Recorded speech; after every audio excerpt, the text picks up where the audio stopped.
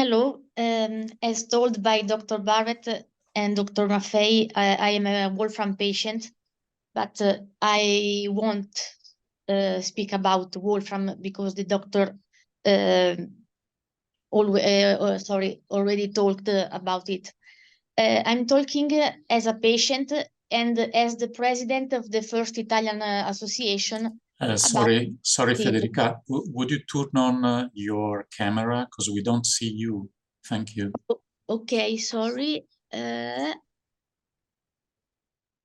Okay, now can you okay. Yes. Thank you. Thank you. Please go ahead.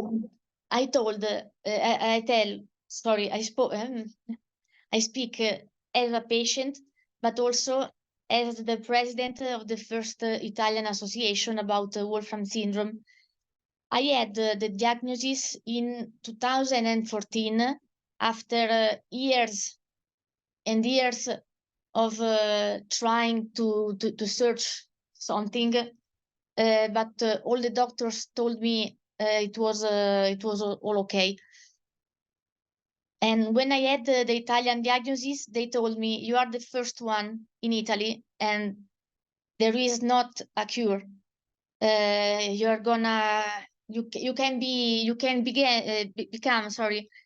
blind, deaf, have bladder problems and die before 30 years.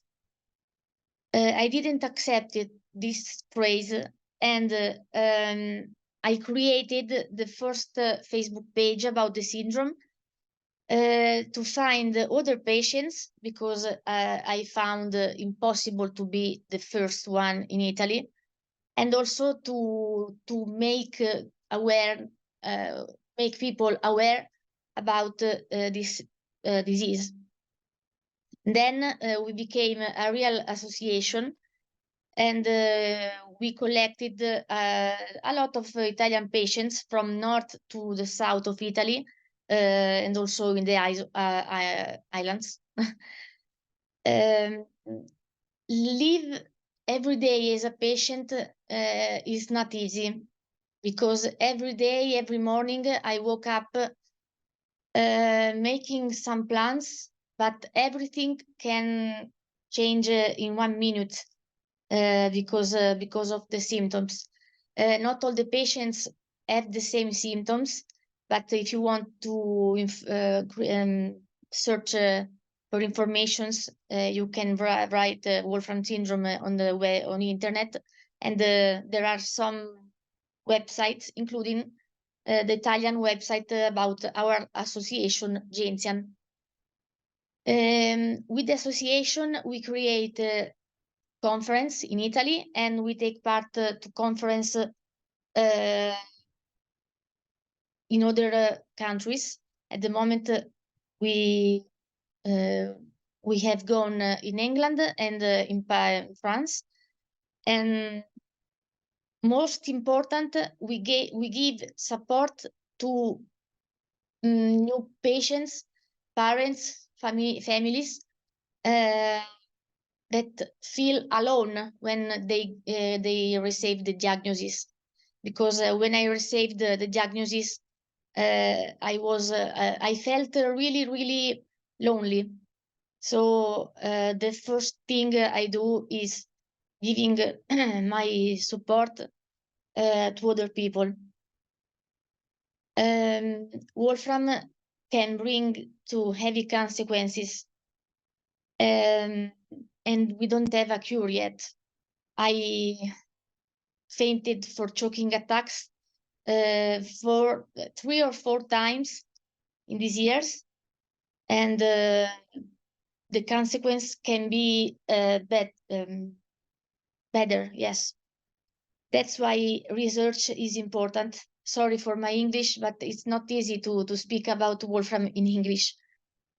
And now you have to sorry me, but I'm having some bladder problems, and I have to go.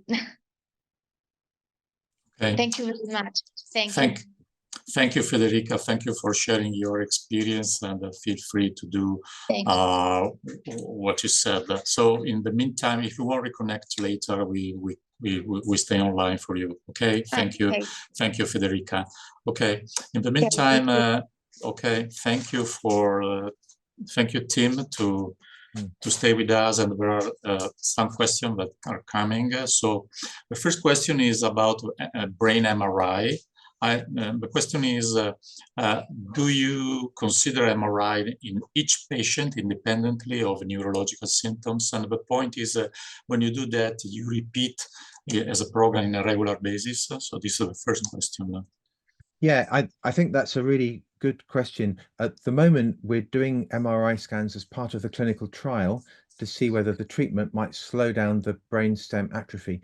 But from a clinical point of view, I would probably do it at baseline as something to follow, and then probably no more than every 5 years, because it's really useful to have as a baseline to know that everything is normal at that point, and then repeat it on a 5-yearly basis as a predictor potentially if there are symptoms that are difficult to explain. The other reason for doing it as a baseline is that we do have 1 or 2 patients who have a diagnosis of Wolfram plus something else that might be picked up. So we have one patient with white matter lesions that looks like Wolfram plus multiple sclerosis and other factors. So having that baseline to know where you start from is really helpful. But I agree, as a clinical basis, you probably don't have to do it every year, about every 5 years. Okay, thank you. Just a comment on your answer, and this is I mean, a regular MRI, or you do any particular any protocol for that MRI? We've been following a research protocol, but would have a protocol for an MRI that would look at the brain stem, particularly because that's where a lot of the symptoms appear to come from. So it's important to specify that you want the brain stem looked at as well. Okay, thank you. Another question is about the mutation.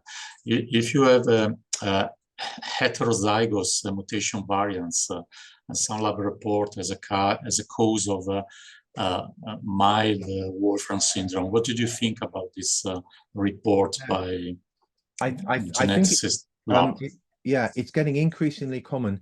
I think when I started 30 years ago, we only knew about the classical Wolfram syndrome pattern. As genetic testing has become more available, more and more partial forms of Wolfram are being found. And people are being found with a heterozygous mutation with just deafness, or autosomal dominant with deafness and others. I strongly recommend to get a medical genetics opinion to have a look up at the mutation that's described on the report on the databases and see if it's already been reported, because that will give a clue as to what symptoms that one might expect. So this is why it's so important to move away. We shouldn't call it Wolfram syndrome anymore, because most people with a heterozygous change don't have Wolfram syndrome in the way we described it. So we're trying to move away to say WFS1 gene spectrum disorder, because Wolfram is a very particular pattern that I've described today that's different. Okay, thank you. So as far as I understand, you say that we have to be cautious about, I mean, some overlap clinical features that have anything to do with, yes, I mean, with the classical spectrum of Wolfram syndrome. Okay. So we're being referred children with just deafness who have a heterozygous mutation that appears to be autosomal dominant, and they're not getting all diabetes or optic atrophy. So we don't call that Wolfram syndrome, we call that WFS1 gene spectrum disorder, and the outlook is different. Okay. Even for classic Wolfram, we have patients in the adult clinic as old as 64, 65 years of age. So there's a big variation in the condition, and it's so important for people to recognize that many patients, or some patients with Wolfram, will live well into old age in the 7th decade. And that's really important for people to remember that and know that. Okay, thank you. We have another question about endocrine issues. Is about hypogonadism. Is this considered an hypogonadotropic or hypergonadotropic in nature. So the primary failure is in the testes or in the pituitary gland. The question is. It's a very good question, and my colleague Dr. Federica D'Elia has been doing some work collecting those up. As I recall, that there is a mixed picture. There have been reports of hypogonadotrophic hypogonadism, but the animal studies suggest there's a primary defect in the testes. There's primary abnormality, so that would be hypergonadotrophic hypogonadism. And we know that male mice and male people have reduced fertility compared to female mice and female people. So I think Dr. Diaz is on the call and may comment, but I think the primary defect is probably in the testes. Okay, great. I have a question for you. In the meantime, yes, from the audience as well. One question is about how you organize the meeting in Birmingham. You mean, I mean the clinics. You mentioned the 6 times a year. Is this correct? Just a practical question. How you have been able, to organize the clinics and have the other experts willing to work together in the 2 days? How you do that in practice? This is helpful for the other countries, including Italy or other countries in the future. So I think it helps because we're based in a children's hospital. It's a standalone children's hospital where we're fortunate to have all the specialties under one roof. So we have the neurology team and the genetics team there, so that helps. Then we had to negotiate with the other teams to reserve 6 days in the year when they would be available for the clinic and nothing else. So we had to get some funding to do that, and our National Health Service funds 70 or 80 rare disease services, specially to deliver these sorts of clinics. And once they agree to it, we get patients to come up on that day, and in the morning they will see the eye doctor and the endocrine doctor and the neurology doctor, and in the afternoon they'll see the urology doctor or others as well. So we've sort of negotiated with specialists to come in and do that on those days. It usually works well, but the most important person is the clinic coordinator. It's the secretary, the administrator, who will arrange all the appointments on the same day to do that. And the other most important person is the family liaison officer from Wolfram Syndrome UK, who's fantastic and helps support the families when they have to travel a long way to come and visit our clinic. And that family support officer is really, really important. Fantastic, and I'm envious of your organization. I hope that we can copy throughout Europe. There is another question about diabetes insipidus. Could you say something in short about the management of diabetes insipidus? Yes, so in Wolfram it's almost always partial rather than complete, and the symptoms may not are complicated by either poorly controlled diabetes or a dysfunctional bladder. So therefore, it's important to look for the diagnosis accurately. And as I said, we would do a fasting urine and paired urine and plasma samples for osmolarities and sodiums to make a diagnosis. If the diagnosis is made, we would then tend to give desmopressin, usually as a spray, or more likely now as a melt or a tablet that can be taken before bed, and eventually going to 8 hourly, often that side. That the risks are overdose and then driving the sodium down too low, and we've seen that before. So we would either try and measure sodium and osmolarity every 3 months or every 6 months, or alternatively ask the family to have a day off. Out of the 7 days, 1 day they would miss a dose of desmopressin to stop it building up. So might stop it on a Sunday or something to try and prevent overdose of that. Somebody's asking you your experience with learning disorders or autistic spectrum disorder is so frequent. How did you manage? Do you rely on specialists? So we see it much less in Wolfram than we do in other conditions. We do see some We do see some, but we do see it less. If there is autistic spectrum disorder, first it's trying to get a diagnosis and help, and secondly working with the school and the education services to make sure they have an education plan to support them in the school. So that's where the family liaison officer is really helpful, because we have to liaise with them and with the school to make sure they get the right provision to support them. But Wolfram is very variable. Many people with Wolfram go on to higher degrees and do very, very well. So we see less autistic spectrum. There are so many questions. After the meeting, probably Tim will be available to chat or to write an answer. Anyway, hypothyroidism is mostly primary or pituitary? Hypothyroidism. We see it occasionally, and it seems to be primary, and it's usually non-autoimmune. So we don't tend to see autoimmune hypothyroidism. Okay. Yeah. Any advice on how to start insulin treatment? Is a bit different from the other the forms of diabetes in this case? I tend to treat it as I would with the type 1 diabetes, and I would try and start them off on insulin from diagnosis if I can. Like many people, we're moving much more to insulin pumps from diagnosis than we did before, getting used, and obviously continuous glucose monitoring as well. There are some patients with partial Wolfram who will respond well to GLP-1 receptor agonists, but I would start with insulin first because it's safer to do that at the moment. Okay. Yeah. How often you screen for sleep apnea, central apnea?